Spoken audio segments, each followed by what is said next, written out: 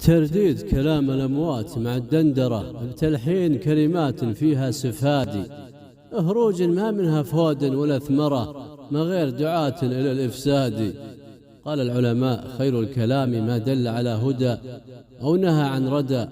ذكر عند الأحنف بن قيس الصمت والكلام، فقال قوم: الصمت أفضل.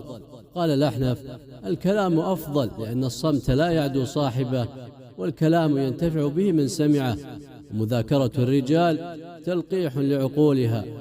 وروي في الحديث المرفوع: رحم الله عبدا تكلم بخير فغنم، أو سكت فسلم.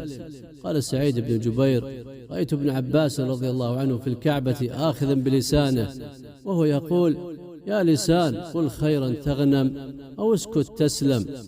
وقالوا: السكوت سلامة، والكلام بالخير غنيمة، ومن غنم أفضل ممن سلم. قال أعرابي: من فضل اللسان أن الله عز وجل أنطقه بتوحيده من بين سائر الجوارح. ولابن صفوان: ما الإنسان لولا اللسان إلا صورة ممثلة، أو بهيمة مرسلة، أو ضالة مهملة.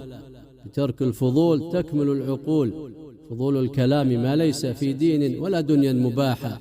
أحسن الكلام ما كان قليله يغنيك عن كثيره، وما ظهر معناه في لفظه. قال الفاروق: من كثر كلامه كثر سقطه. ما من شيء إلا وهو محتاج إلى فضوله يوما إلا فضول الكلام.